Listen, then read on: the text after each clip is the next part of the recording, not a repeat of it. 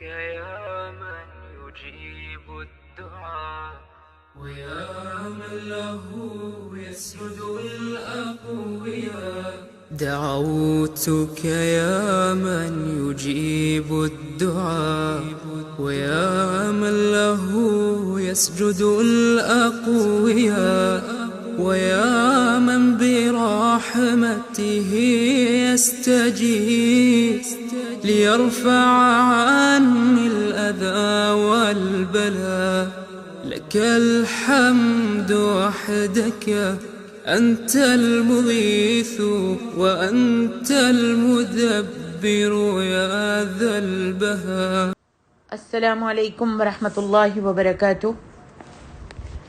الحمد للہ الذی یجیب المضطر اذا دعاہ ویکشف السوء ویجعلکم خلفاء والصلاة والسلام علی سید الرسل والانبیاء وآلہ النجباء واتباعہ الکرماء.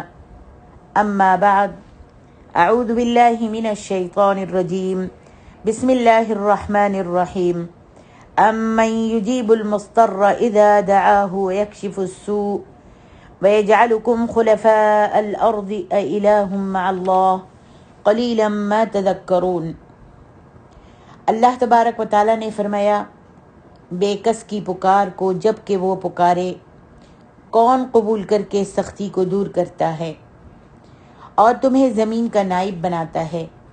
کیا اللہ تعالیٰ کے ساتھ اور معبود بھی ہیں؟ تم بہت کم عبرت و نصیحت حاصل کرتے ہو. میری محترم ماں اور عزیز بہنوں، آج ہم دعا کی اہمیت اور فضیلت کے بارے میں کچھ گفتگو کریں گے.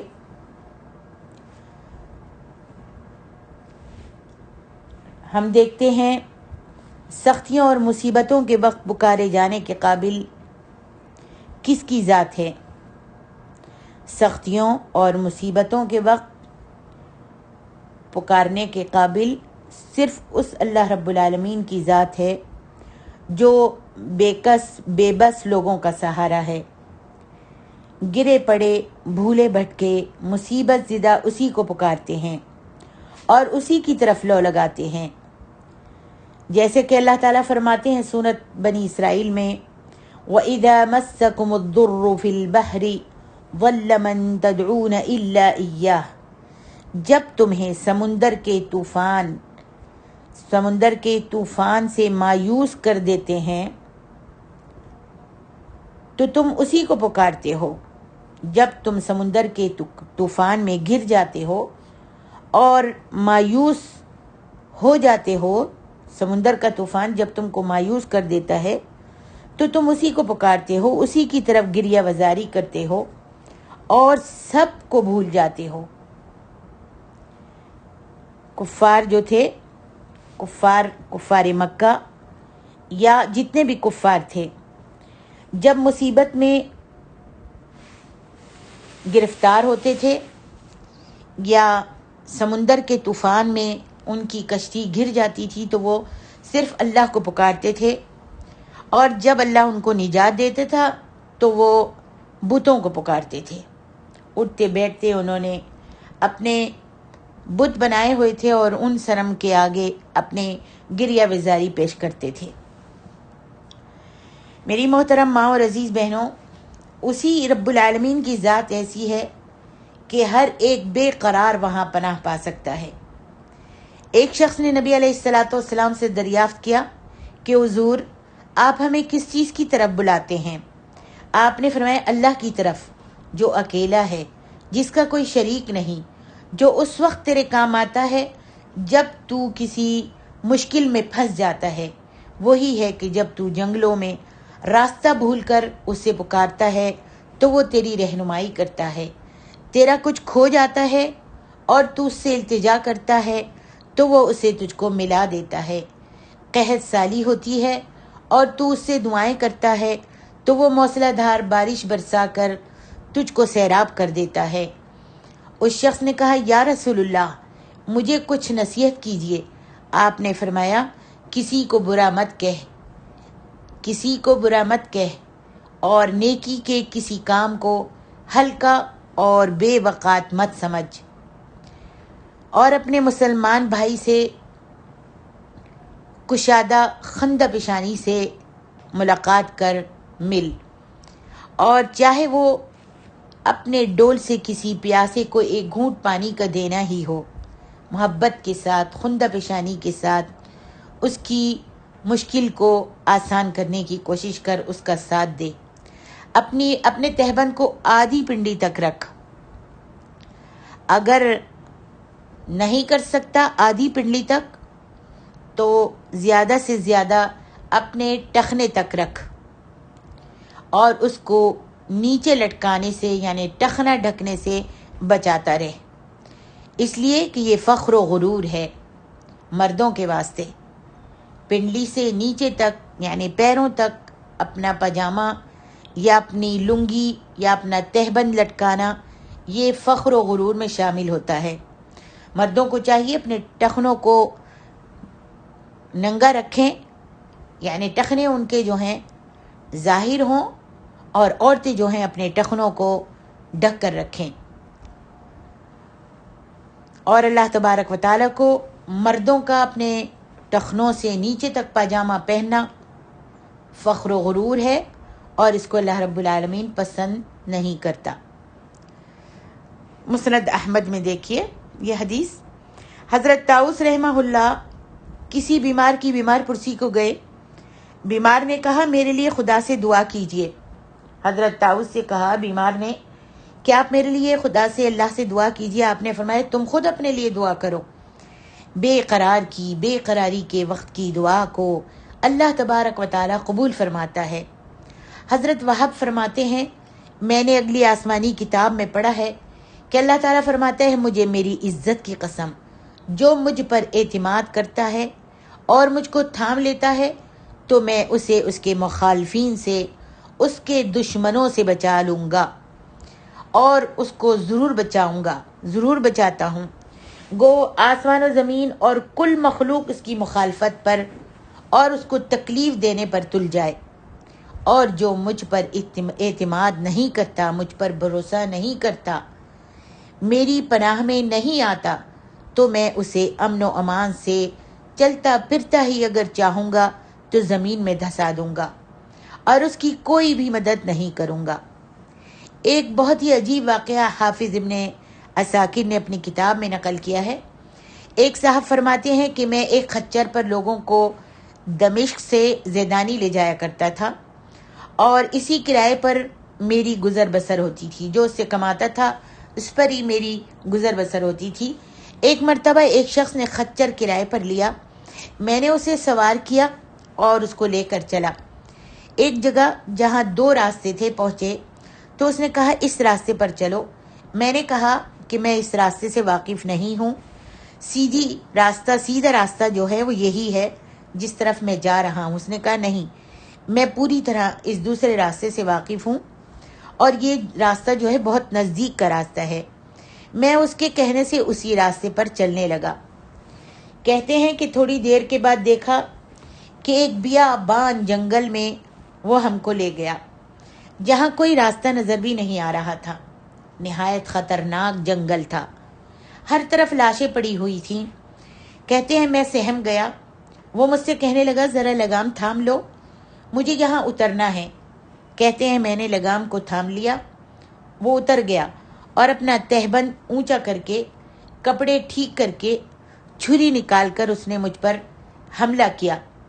میں وہاں سے بھاگنے لگا، اس سے بچ کر میں بھاگنے لگا، اس کے حملے سے بچ کر، لیکن اس نے میرا تعاقب کیا، میرے پیچھے بھاگا اور اس نے مجھ کو پکڑ لیا۔ کہتے ہیں کہ میں اس کو قسمیں دینے لگا، لیکن اس نے کچھ بھی نہیں سنا۔ کہتا ہے کہ میں نے کہا اچھا یہ خچر جو ہے اور کل سامان جو بھی میرے پاس ہے وہ تم لے لو اور مجھ کو چھوڑ دو۔ اس نے کہا یہ تو میرا ہو ہی چکا ہے، یہ سب کچھ تو میں لے ہی لوں گا، لیکن میں تجھے زندہ چھوڑنا چاہتا ہی نہیں۔ میں نے اسے خدا کا خوف دلایا، آخرت کے عذابوں کا ذکر کیا، لیکن ان چیزوں نے بھی اس پر کوئی اثر نہیں کیا، اور وہ میرے قتل پر تلا رہا۔ اب میں مایوس ہو گیا اور مرنے کے لیے تیار ہو گیا، اور اس سے التجا کی، کہ آپ ایسا کرو مجھے 2 رکعت نماز ادا کر لینے دو۔ اس نے کہا اچھا جلدی سے پڑھ لو۔ میں نے نماز شروع کی۔ وہ شخص کہتا ہے کہ خدا کی قسم میری زبان سے قرآن کا ایک حرف بھی نہیں نکلتا تھا، یوں ہی ہاتھ باندھ کر ڈر کے مارے وحشت زدہ سا کھڑا رہا، اور وہ جلدی مچا رہا تھا کہ جلدی کرو جلدی کرو۔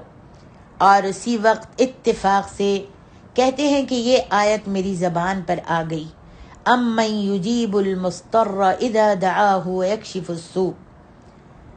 اللہ تبارک و تعالیٰ ہی ہے جو بے قرار کی بے قراری کے وقت کی دعا کو سنتا اور قبول فرماتا ہے، اور بے بس کی بے کسی کو سختی اور مصیبت کو دور کر دیتا ہے۔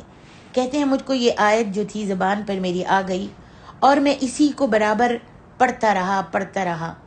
اس آیت کا زبان سے جاری ہونا تھا، اور میں اس کو بڑی ہی گریہ وزاری کے ساتھ خشوع کے ساتھ اس کو بس پڑھ رہا تھا، تو میں نے دیکھا کہ بیچوں بیچ جنگل میں سے ایک گھوڑا سوار تیزی سے اپنا گھوڑا بھگاتا ہوا، نیزہ تانا ہوا ہماری طرف چلا آ رہا ہے، اور بغیر کچھ کہے اس نے اس ڈاکو کے پیٹ میں اس اپنے نیزے کو ڈال دیا، جو اس کے جگر کے آر پار ہو گیا، اور وہ اسی وقت بے جان ہو کر گر پڑا۔ سوار نے باغ موڑی اور جانا چاہا۔ وہ جو نیزہ لے کر آیا تھا اس نے اپنی سواری کو موڑا اور جانے لگا۔ کہتے ہیں کہ میں نے فوراً اس کو آواز دی کہ اللہ کے واسطے مجھے یہ تو بتاؤ کہ تم کون ہو۔ اس نے کہا میں اس کا بھیجا ہوا ہوں جو مجبوروں، بے بسوں، بے کسوں کی دعا کو قبول فرماتا ہے اور مصیبت و آفت کو ٹال دیتا ہے۔ کہتے ہیں کہ میں نے خدا کا شکر ادا کیا اور وہاں سے اپنا خچر اور مال لے کر صحیح سلامت واپس لوٹ گیا۔ دیکھیے تفسیر ابن کثیر میں یہ قصہ موجود ہے۔ اسی قسم کا ایک اور واقعہ بھی ہے کہ مسلمانوں کے ایک لشکر نے ایک جنگ میں کافروں سے شکست اٹھائی اور واپس لوٹے۔ ان میں ایک مسلمان جو بڑے سخی اور نیک تھے، ان کا گھوڑا جو بہت تیز رفتار تھا راستے میں اڑ گیا۔ اس نیک بندے نے بہت کوشش کی، ان بزرگ آدمی نے بہت کوشش کی کہ کسی طریقے سے اس کا گھوڑا چلنے لگے، لیکن جانور نے، ان کے گھوڑے نے قدم ہی نہیں اٹھایا۔ آخر کیا ہوا، عاجز آ کر انہوں نے کہا کیا بات ہے؟ اپنے جانور سے بات کرنے لگے، اپنے گھوڑے سے، کہ کیا بات ہے کہ تم اڑ گئے ہو؟ ایسے ہی موقع کے لیے تو میں نے تمہاری خدمت کی تھی، ایسے ہی موقع کے لیے تو میں نے تم کو پالا تھا اور تم کو پیار سے پالا پوسا تھا۔ اللہ تبارک و تعالیٰ نے گھوڑے کو خدا نے زبان دی۔ اس نے جواب دیا کہ وجہ یہ ہے کہ آپ میری گھاس، میرا دانہ سب سائز کو سونپ دیتے تھے، یعنی جو آپ نے رکھا ہوا تھا میری خدمت کرنے کے لیے، اس کو میری گھاس دے دیتے تھے، میرا کھانا اس کو دے دیتے تھے، وہ اس میں سے چرا لیتا تھا اور مجھ کو بہت کم کھانے کو دیتا تھا، اور مجھ پر وہ بہت ظلم کرتا تھا۔ اللہ تبارک و تعالیٰ کے اس نیک بندے نے کہا اچھا یہ تو مجھے معلوم ہی نہیں، اب ایسے کرو تم چلو، میں اللہ تعالیٰ کو بیچ میں رکھ کر تم سے وعدہ کرتا ہوں کہ اب سے میں تم کو اپنی گود میں ہی کھانا کھلایا کروں گا۔ وہ گھوڑا جو تھا یہ سنتے ہی تیزی سے لپکا اور انہیں ان کے جگہ تک، ان کے گھر تک پہنچا دیا۔ اب یہ نیک شخص جو تھے یہ وعدہ کر چکے تھے، اپنے وعدے کے مطابق یہ بزرگ اپنے اس جانور کو اپنی ہی گود میں کھانا رکھ کر کھلایا کرتے تھے۔ لوگوں نے ان سے اس کی وجہ پوچھی، انہوں نے کسی سے یہ واقعہ کہہ دیا۔ پہلے تو وہ بتاتے نہیں تھے کسی کو، لیکن جب لوگ مصر ہوئے تو انہوں نے کسی ایک شخص سے یہ واقعہ کہہ دیا، جس کی عام شہرت ہو گئی۔ لوگ اس واقعے کو سننے کے لیے ان کے پاس دور سے آنے لگے۔ شاہ روم کو جب یہ خبر پہنچی تو اس نے چاہا کہ کسی طرح انہیں اپنے شہر بلا لیں۔ بہت کوششیں کی لیکن بے سود رہیں، وہ اپنا شہر چھوڑنا نہیں چاہتے تھے۔ نیک بندہ جو تھا وہ اپنا شہر نہیں چھوڑنا چاہتا تھا۔ آخر میں اس نے ایک شخص کو بھیجا، شاہ روم نے ایک شخص کو بھیجا کہ کسی بھی طرح ہیلے بہانے سے انہیں بادشاہ تک لے آئے، اس نیک شخص کو، اس اللہ کے نیک بزرگ بندے کو بادشاہ تک لے آؤ۔ یہ شخص پہلے مسلمان تھا، پھر مرتد ہو گیا تھا۔ یہ جو شخص آیا تھا ان بزرگ کو بلانے کے لیے، لینے کے لیے، یہ پہلے مسلمان تھا، پھر مرتد ہو گیا تھا، یعنی اسلام سے پھر گیا تھا۔ یہ بادشاہ کے پاس سے چلا، یہاں آ کر وہ ان نیک بزرگ سے ملا، اپنا اسلام ظاہر کیا اور توبہ بھی کی، اور نہایت نیک بن کر ان کے ساتھ رہنے لگا، یہاں تک کہ یہ نیک بندے جو تھے، یہ اللہ کے ولی، اللہ کے بزرگ، ان کو اس شخص کے اوپر پورا اعتماد ہو گیا اور اس کو صالح اور دیندار سمجھ کر انہوں نے دوستی بھی کر لی اس سے، اور ساتھ ساتھ پھرنے لگے، ساتھ ساتھ رہنے لگے۔ اس نے اپنا پورا رسوخ جما کر اپنی ظاہری دینداری کے فریب میں اس نیک بزرگ کو پھنسا کر ادھر بادشاہ کو اطلاع دے دی کہ فلاں فلاں وقت دریا کے کنارے ایک مضبوط بہادر شخص کو بھیج دو، میں انہیں وہاں پر لے کے آ جاؤں گا اور اس شخص کی مدد سے ان کو گرفتار کر لوں گا۔ ایک بہادر شخص کو بھیج دو، میں ان نیک بندے کو، اس بزرگ کو وہاں پر لے آؤں گا دریا کے پاس، اور پھر ہم اس کو گرفتار کر لیں گے۔ اور اب یہ یہاں پر اس اللہ کے نیک بندے کو بہلانے اور پھسلانے لگا اور کہا کہ چلو دریا کے پاس چلتے ہیں۔ اور جب یہ دونوں اس جگہ پر پہنچے تو دفتن بادشاہ کا بھیجا ہوا بہادر شخص جو تھا وہ آ گیا اور اس نیک بزرگ پر، اس نیک بندے پر، اس اللہ کے ولی پر حملہ کیا۔ ادھر سے اس مرتد نے بھی حملہ کیا اور اس نیک دل شخص نے اس وقت آسمان کی طرف نگاہیں اٹھائیں، اس اللہ کے ولی نے آسمان کی طرف نگاہیں اٹھائیں اور دعا کی کہ اللہ، اس شخص نے تیرے نام سے مجھ کو دھوکہ دیا ہے اور میرے سامنے یہ نیک بنتا رہا اور میں اس کے اوپر بھروسہ کر لیا، میں نے نیک بندہ سمجھ کر، مومن سمجھ کر، مسلمان سمجھ کر، لیکن اس نے مجھے دھوکہ دیا ہے۔ یا اللہ، میں تجھ سے التجا کرتا ہوں کہ تو جس طرح سے بھی چاہ مجھے ان دونوں سے بچا لے۔ اللہ رب العالمین نے ان کی دعا کو قبول فرمایا۔ جنگل سے دو درندے دوڑتے ہوئے دکھائی دیے اور وہ آ کر ان دونوں شخصوں کو دبوچ لیتے ہیں اور ٹکڑے ٹکڑے کر کے واپس چلے جاتے ہیں، اور یہ نیک بندہ، بزرگ بندہ، اللہ تعالیٰ کا ولی بامن و امان وہاں سے صحیح سلامت واپس اپنے گھر میں تشریف لے آتے ہیں۔ یہ قصہ بھی آپ تفسیر ابن کثیر سورۃ النحل کی تفسیر میں دیکھ سکتی ہیں۔ اسی طرح حافظ ابن قیم نے الجواب الکافی لمن سأل عن دواء الشافی کے صفحہ 14 میں یہ واقعہ بیان کیا ہے کہ حضرت حسن بصری رحمہ اللہ فرماتے ہیں کہ انصاری صحابی میں سے ایک صحابی ابو مغلق نامی بہت متقی، پرہیزگار اور تجارتی کاروبار میں بہت مشہور تھے۔ ایک مرتبہ وہ تجارتی مال لے کر باہر سفر میں تشریف لے گئے۔ اتفاق سے راستے میں ایک ڈاکو ملا۔ اس ڈاکو نے کہا، جو کچھ بھی تیرے پاس مال ہے وہ یہاں پر رکھ دے، مجھ کو دے دے، ورنہ میں تجھ کو قتل کر دوں گا۔ صحابی نے کہا، لو یہ سارا مال لے لو۔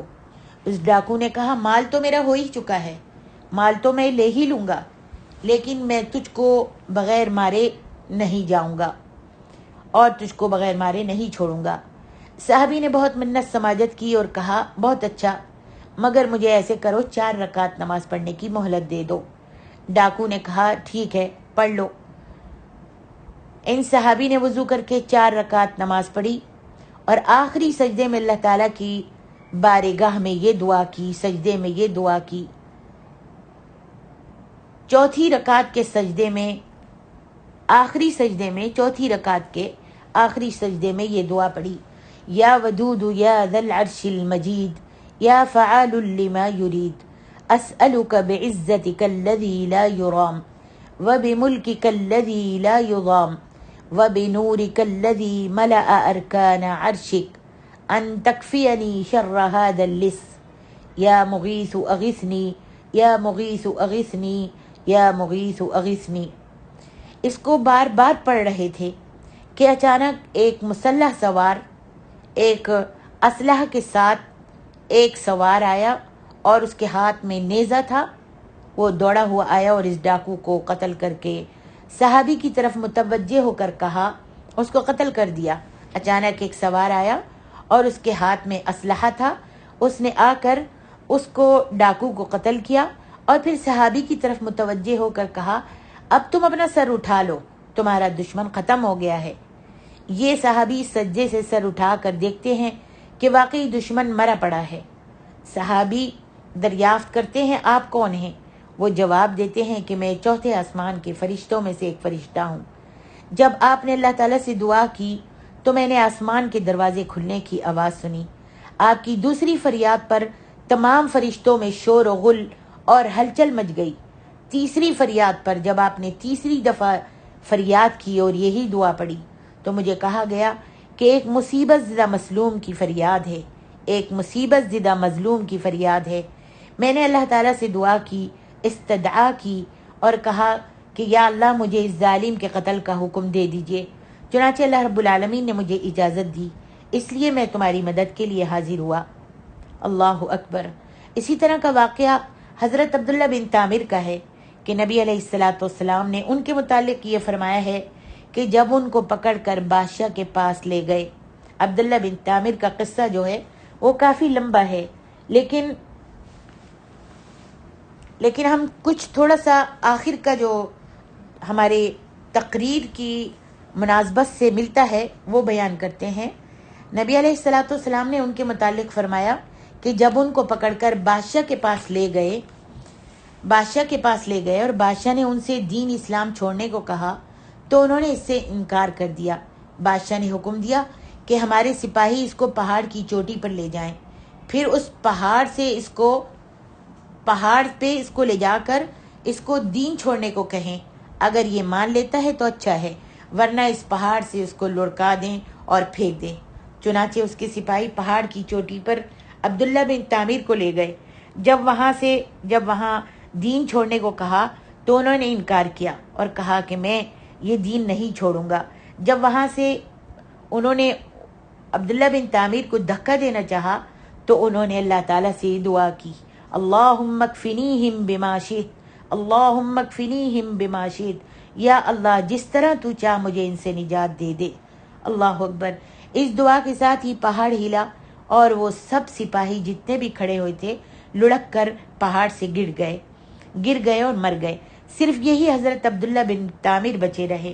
جب وہاں سے اترے تو ہنسی خوشی اس ظالم بادشاہ کے پاس گئے تو بادشاہ نے کہا، کیا ہوا؟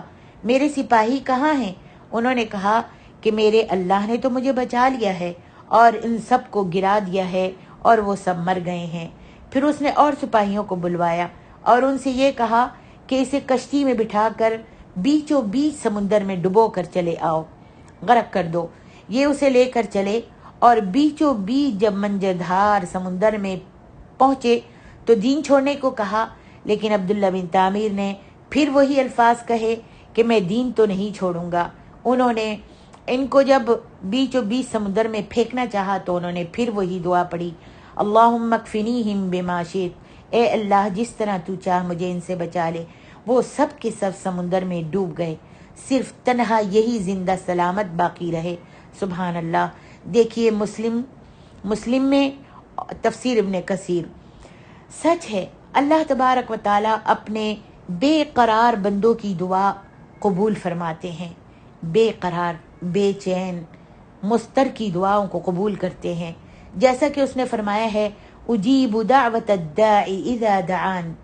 دنیا میں ہر قسم کے لوگوں کو، حتیٰ کہ نبیوں اور ولیوں کو بھی تکلیفیں اور مصیبتیں پہنچی ہیں۔ ان نیک بندوں نے دعاؤں سے اپنی مشکل کشائی کرائی ہے، دعائیں مانگی ہیں اور دعاؤں سے اپنی مشکل کشائی کرائی ہے۔ حاجت روائی کے لیے دعا جو ہے وہ سلاح یعنی ہتھیار ہے۔ نبی علیہ السلام فرماتے ہیں، الدعاء سلاح المؤمن وعماد الدین ونور السماوات والارض، مستدرک حاکم۔ مومن کا ہتھیار جو ہے وہ دعا ہے۔ جس سے مصیبتوں اور دشمن خدا کا مقابلہ کرتا ہے۔ دعا جو ہے مصیبتوں اور دشمن خدا کا مقابلہ کرتا ہے۔ یہ دعا مومن کا ہتھیار ہے، دین کا ستون ہے اور زمین اور آسمان کا نور ہے۔ اللہ اکبر۔ اسی لیے اللہ حدیث میں آتا ہے کہ لا تعجزوا فی الدعاء فإنه لن يهلك مع الدعاء احد، ابن حبان۔ دعا کرنے سے عاجز مت ہو اور اس سے غفلت مت کرو، کیونکہ دعا کرنے والا ہرگز برباد اور ہلاک نہیں ہوتا۔ دعا سے مصیبت دور ہو جاتی ہے۔ ایک حدیث میں آتا ہے دعا جو ہے جب بندہ اپنے اللہ سے دعا کرتا ہے تو دعا اللہ تعالیٰ سے نجات، اس مصیبت سے، اس بلا سے جو اتر رہی ہوتی ہے اس سے نجات دلاتی ہے، اور جو ابھی نہیں اتری ہے، جو مصیبت اتری ہے اور جو مصیبت نہیں اتری بلکہ اترنے والی ہے، دونوں کے لیے نافع ہے۔ اللہ رب العالمین آسمان سے بلا اتار رہا ہے، اور جو اتر گئی ہے اور جو اترنے والی ہے، دونوں کے لیے یہ دعا جو ہے نجات کا ذریعہ بنتی ہے، نجات دلاتی ہے۔ اور بلا، مصیبت، بلا جو ہے، بلا یا کوئی مصیبت یا کوئی آفت اترتی ہوتی ہے، آسمان سے اتر رہی ہوتی ہے، دعا اس سے جا ملتی ہے۔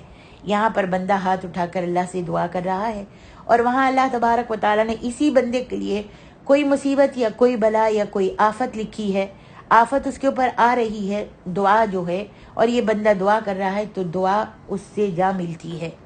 یعنی دونوں ٹکراتی ہیں اور دونوں لڑتی ہیں۔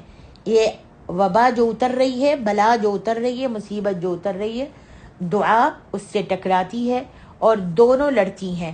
یعنی بلا آسمان سے اترنا چاہتی ہے تو دعا جو ہے اس کو روکتی ہے، اور دعا و بلا کا یہ مقابلہ قیامت تک جاری رہے گا۔ سبحان اللہ۔ میری محترم ماں اور عزیز بہنوں، اللہ تعالیٰ کے ساتھ اخلاص سے دعا میں یہ اثر ہے، جو انسان اخلاص کے ساتھ، خلوص کے ساتھ دعا کرتا ہے، اس میں یہ اثر ہے کہ دعا جو ہے تقدیر کو بھی پھیر سکتی ہے۔ لا يرد القضاء الا الدعاء، تقدیر کو صرف دعا ہی پھیر سکتی ہے۔ تو دعا کیجئے، جتنے بھی پریشان حال ہیں، مصیبت زدہ ہیں، دعا کیجئے۔ اللہ تبارک و تعالی اپنی رحمت اور برکت سے انسان کی تقدیر کو بھی بدل دیتا ہے، دعا کرنے کی برکت سے۔ دعائے مرد مومن سے بدل جاتی ہیں تقدیریں۔ اور فرمایا ادعوا ربکم تضرعا وخفیہ، سورۃ اعراف۔ لوگوں اپنے رب کو گڑ گڑا کر چپکے پکارا کرو۔ آج ہماری دعائیں کیسی ہیں؟ ہمارا دل کہیں اور ہے، ہماری زبان کہیں اور ہے، ہماری آنکھیں کہیں اور ہیں۔ ہم زبان سے تو لفظ ادا کر رہے ہیں کہ اللہ مجھ کو یہ چیز دے دے، مجھ کو یہ دے دے، اللہ میری مشکل کو آسان کر دے، لیکن ہماری سوچ کہیں اور ہے، ہمارا دل ہماری دعا کے ساتھ نہیں ہے۔ اس واسطے تو آج ہماری دعائیں قبول نہیں ہوتی۔ نبی علیہ الصلوۃ والسلام فرماتے ہیں دعا هو العبادہ، ترمذی کی حدیث ہے یہ، اور یہ حدیث صحیح ہے کہ دعا جو ہے وہی عبادت ہے۔ فرمایا جو اللہ سے نہیں مانگتا اللہ تعالیٰ اس سے ناخوش ہوتا ہے، ناراض ہوتا ہے۔ یعنی دعا کے لوگ، دنیا کے لوگ مانگنے سے خوش ہوتے ہیں۔ سبحان اللہ۔ ہم دیکھتے ہیں کہ اللہ رب العالمین سے جو دعا نہیں مانگتا اللہ اس سے ناراض ہوتا ہے، اللہ اس سے ناخوش ہوتا ہے۔ لیکن آج کل کے لوگ جو ہیں، چاہے وہ بہن بھائی ہوں، چاہے رشتہ دار ہوں، چاہے ہمارے عزیز و اقارب ہوں، دوست احباب ہوں، جب کوئی ان سے مانگتا ہے تو ناراض ہو جاتے ہیں۔ مگر ایک صرف اللہ رب العالمین کی ذات ایسی ہے جو مانگنے سے خوش ہوتا ہے اور اپنے آگے نہ ہاتھ پھیلانے سے، نہ مانگنے سے ناراض ہو جاتا ہے۔ کیا ہی خوب کسی نے کہا ہے لا تسأل بنی آدم حاجتہ، لا تسأل بنی آدم حاجتہ واسأل الذی ابوابہ لا تحجب، اللہ یغضب ان ترکت سؤالہ وابن آدم حین یسأل یغضب۔ یعنی کسی انسان سے اپنی حاجت مت مانگو، اس سے مانگو جس کے کرم و سخاوت کے دروازے ہر وقت کھلے رہتے ہیں، جس کے دروازے کبھی بند نہیں ہوتے۔ جس وقت تم آدھی رات میں سو رہے ہوتے ہو اور اللہ رب العالمین اس وقت آسمان اول پہ آ کر سب کو پکار رہا ہوتا ہے اور کہتا ہے حل من مستغفرین، حل من مستغفرین، کوئی ہے مجھ سے بخشش طلب کرے اور میں اس کو دوں، حل من مسترزقین، ہے کوئی مجھ سے رزق طلب کرے، ہے کوئی مجھ سے شفا طلب کرے، ہے کوئی مجھ سے مانگے کہ میں اس کے سوال کو پورا کروں، اس کو دوں۔ لیکن بندہ اس وقت غفلت کے مارے پڑا سو رہا ہوتا ہے۔ اللہ اکبر۔ اللہ تبارک و تعالی اپنے بندوں کے لیے ہمیشہ اچھا ہی چاہتے آئے ہیں، اچھا ہی کرتے آئے ہیں۔ اللہ تعالیٰ نے 1000 نعمتوں سے نوازا ہے، اور وہ 1000 نعمتیں، لاکھوں نعمتیں ایسی ہیں کہ جو بندے نے مانگی بھی نہیں تھیں، اللہ تعالیٰ نے بغیر مانگے اس کو عطا کی ہوئی ہیں۔ تو جب مانگے گا تو کیا اللہ عطا نہیں کرے گا؟ جبکہ اللہ تبارک و تعالیٰ انسان کو بہت پسند کرتا ہے، اس کو اشرف المخلوقات کا لقب عطا فرمایا ہے، اس لیے کہ انسان ہی کو اللہ نے اپنے ہاتھوں سے بنایا ہے، اور اپنے ہاتھوں سے بنا کر اپنی روح اس میں پھونکی ہے۔ تو جب اس نے بغیر مانگے اتنے کرم کیے ہیں، اتنے احسان کیے ہیں، اتنی نعمتوں سے نوازا ہے، بغیر مانگے اللہ تبارک و تعالیٰ نے اتنی اچھی اچھی چیزیں صرف انسان کے لیے بنائی ہیں، تو کیا جب بندہ مانگے گا اور اس کا ہو جائے گا اور اس سے اللہ رب العالمین کے آگے گریہ وزاری کرے گا اور اللہ کے سامنے رو کر گر گڑا کر مانگے گا، تو کیا اللہ تعالیٰ نہیں دے گا؟ آدمی سوچے، ذرا سوچے کہ اللہ رب العالمین، اللہ کی معرفت کو پہچانے کہ اللہ رب العالمین کیا ہے، اور اللہ تبارک و تعالیٰ کو دینے نہ دینے سے کیا فرق پڑتا ہے، کیا فرق پڑتا ہے؟ اس کے پاس تو دنیا زمین آسمان کے خزانے اس کے پاس ہیں۔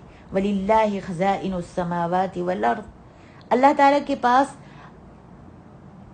دنیا جہان کے خزانے ہیں۔ تو اللہ تبارک و تعالیٰ نے یہی کہا ہے کہ بس ادعوا ربکم تضرعا وخفیہ، اللہ اکبر، اللہ کو پکارو چپکے چپکے، گڑ گڑا کر، رو کر پکارو اس کو، اس سے گفتگو کرو، اس سے باتیں کرو، اس سے سرگوشی کرو، اللہ تبارک و تعالیٰ ضرور نوازے گا، بس اس کے سوا کسی کو مت پکارو۔ اللہ اکبر۔ اس کی سخاوت کے دروازے تو ہر وقت کھلے رہتے ہیں، بند ہی نہیں ہوتے۔ انسان اور اللہ تعالیٰ کے درمیان یہی تو فرق ہے۔ اگر اللہ سے مانگنا چھوڑ دو گے تو اللہ تعالیٰ ناخوش ہو جائے گا، اور فرمایا تمہارا رب بڑا ہی حیا اور کرم والا ہے۔ ان اللہ یستحی من عبدہ اذا رفع یدہ الیہ ان یردہما صفرا، حدیث ابو داود کی ہے۔ فرمایا تمہارا رب بڑا ہی حیا اور کرم والا ہے، جب بھی کوئی بندہ دونوں ہاتھ اٹھا کر دعا کرتا ہے اور مانگتا ہے تو اس کو اپنے بندے کے خالی ہاتھ واپس کرتے ہوئے شرم آتی ہے۔ اللہ اکبر۔ آج بندہ جب بندے سے مانگتا ہے تو بندہ ناراض ہو جاتا ہے، ایک دفعہ دے دیتا ہے، 2 دفعہ دے دیتا ہے، لیکن جب تیسری دفعہ کوئی مانگنے جاتا ہے تو کہتا ہے کہ کیا ہے، تم نے تو ڈکوسلا ہی بنا لیا ہے، ہر وقت ہی آ جاتی ہو ہمارے دروازے پر مانگنے کے لیے۔ لیکن اللہ تعالیٰ کہتا ہے مجھ سے مانگتے رہو، مانگتے رہو، میں دیتا رہوں گا، دیتا رہتا ہوں۔ اللہ اکبر۔ اس کے خزانے دینے سے ویسے ہی بھرے رہتے ہیں، اس کے خزانوں میں نہ کوئی کمی آتی ہے، اور اس کو بندوں کو دینے سے نہ ہی کچھ ملتا ہے۔ اپنے بندوں کو دے کر اللہ رب العالمین خوش ہوتا ہے، اور فرماتے ہیں جس کے لیے دعا کے دروازے کھول دیے گئے، یعنی اس کو دعا کرنے کی توفیق دی گئی، تو اس کے لیے جنت و قبولیت اور رحمت کے دروازے کھول دیے گئے۔ سبحان اللہ۔ کہا کہ جس کے لیے دعا کے دروازے کھول دیے گئے، یعنی اس کو دعا کرنے کی توفیق دی گئی۔ دعا کرنے کی توفیق بھی کون دیتا ہے؟ اللہ کی طرف سے انسان کو توفیق ملتی ہے۔ تو اس واسطے اللہ سے دعا کرنا چاہیے کہ اللہ مجھ کو توفیق دے کہ میں صرف تیرے آگے ہاتھ پھیلاؤں، تجھ سے مانگوں، اور تیرے سوا میں کسی سے بھی نہ مانگوں۔ فرماتے ہیں جو اللہ سے سوال کرتا ہے تو اس کو اللہ تعالیٰ ان 3 چیزوں میں سے ایک ضرور دیتا ہے۔ نبی علیہ الصلوۃ والسلام فرماتے ہیں کہ جب بندہ اللہ سے سوال کرتا ہے تو اللہ تبارک و تعالیٰ ان 3 چیزوں میں سے ایک ضرور دیتا ہے۔ نمبر 1، یا تو جو چیز بندہ مانگ رہا ہے وہ چیز اس کو عطا کر دیتا ہے، اس کو دے دیتا ہے۔ نمبر 2، یا اس سے بہتر کوئی چیز دے دیتا ہے، یعنی میں نے مانگی تو ایک بہت گھٹیا سی چیز تھی، لیکن اللہ تبارک و تعالی نے دعا کو قبول کر کے اس سے بہتر کوئی چیز دے دی۔ نمبر 3، یا اس کے ذریعے سے کوئی آنے والی مصیبت کو دور کر دیتا ہے۔ مت کہیے کہ اللہ نہیں سنتا۔ آج بہت ساری بہنیں کہتی ہیں اللہ تو سنتا ہی نہیں، کتنے عرصے سے میں مانگ رہی ہوں، کتنا پکارا، کتنی مانگا کہ اللہ تبارک و تعالیٰ تو میری بات کو سنتا ہی۔ اللہ سنتا ہے، وہ قبول بھی کرتا ہے، اور ان 3 چیزوں میں سے ایک چیز عطا کرتا ہے۔ یعنی یا تو اس کو جو چیز مانگ رہا ہے بندہ وہ دے دیتا ہے، یا پھر اس سے اس کی کوئی بہتر اس کو چیز دے دیتا ہے، یا پھر اس دعا کو قبول کر کے اس کے ذریعے سے کوئی آنے والی مصیبت جو ہے اللہ رب العالمین دور کر دیتے ہیں۔ اللہ تبارک و تعالی ہم سب کو صرف اپنے آپ سے مانگنے کی توفیق نصیب فرمائے، اور جب بھی ہم مانگیں تو اپنے اس اللہ سے مانگیں اور اس کے سوا کسی سے نہ مانگیں۔ اللہ تبارک و تعالی ہم کو اپنا بنا لے اور ہم سے راضی ہو جائے، اور ہماری کمی بیشیوں کو دور کر دے، ہماری تقصیروں کو دور کر دے۔ یا رب العالمین ہم سے راضی ہو جا۔ سبحانک اللہم بحمدک اشہد ان لا الہ الا انت استغفرک واتوب الیک۔